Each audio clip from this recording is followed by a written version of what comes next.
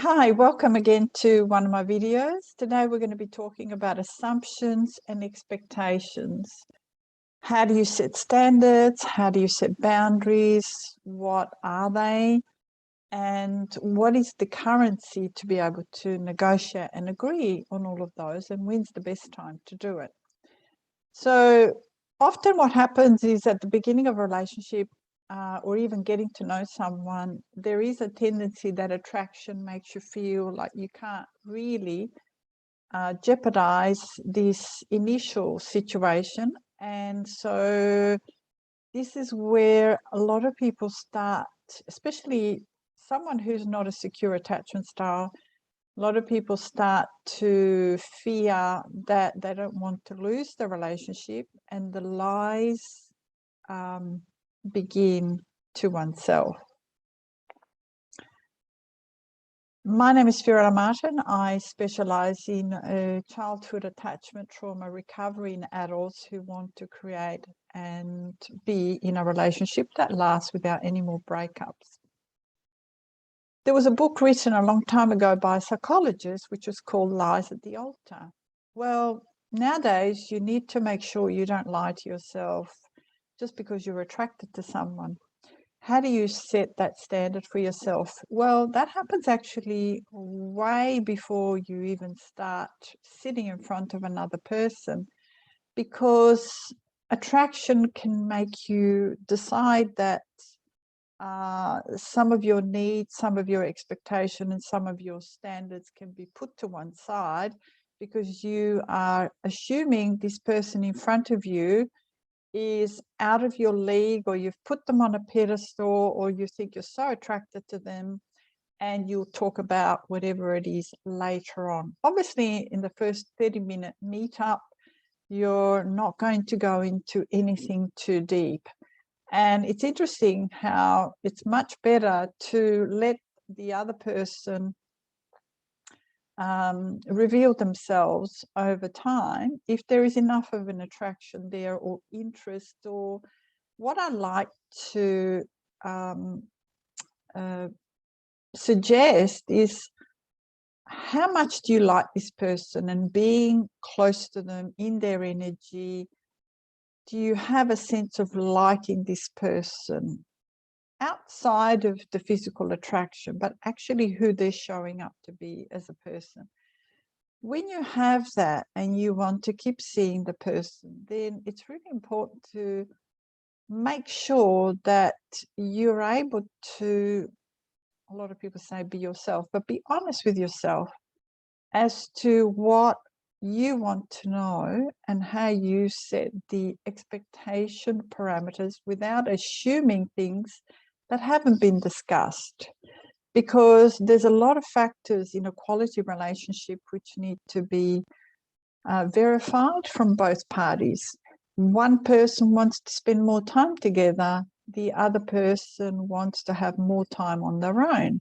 One person has the expectation that now that they're in a relationship, obviously later on, 80% of the time must be spent with each other, and the other person needs to give up a lot of their own personal interests or connections because they must be with them. And there's a lot of problems with that. But if it's not negotiated, if the standards aren't set right from the word go, and you are able to communicate clearly, it's really important to have the ability to communicate clearly.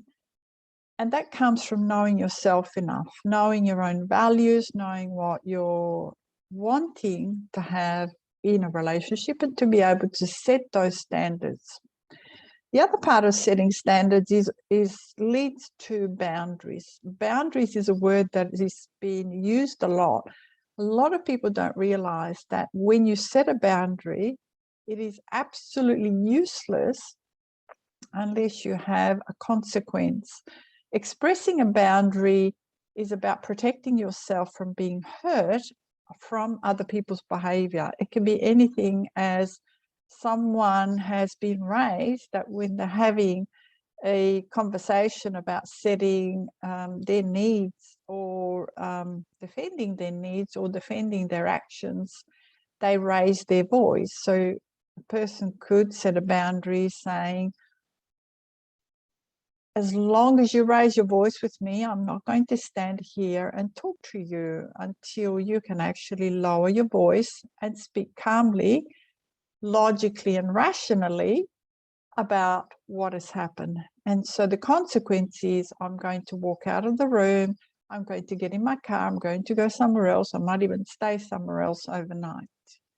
That is a consequence of having set a boundary. So it's about speaking up for yourself and about what your standard is, that you won't be shouted at and you won't have a conversation with the person seems aggressive, defensive, and has raised their voice at you. So that's a standard with a boundary, with a consequence. With the ability to communicate clearly, you can set expectations that are based on reality when they've been discussed.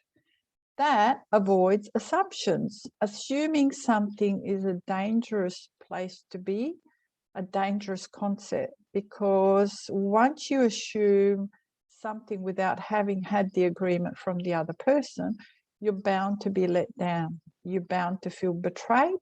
That creates resentment, which, if not discussed and clarified and create a new agreement, negotiate, it comes up all the time, where then you end up in a power struggle, or where the things that you're resentful about come up and end up being like a Pandora's box, which explodes at the first spark of conflict.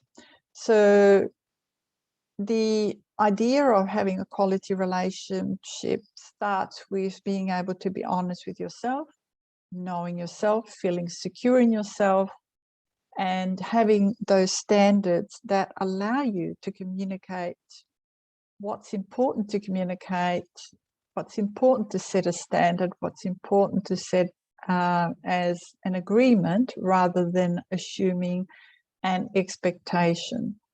When you have solid agreements that have been agreed to by both, it's less likely that you're going to have unmet expectation, which result in resentment and conflict. So that's all for today. I hope that helps. If I haven't said it, my name is Fiorella Martin. Please like, share and subscribe. Come back to these videos. Make a comment if you have any questions that you would like to be addressed. I would love to be able to talk about anything that's important to you in my future videos. Have a nice day and thank you for listening.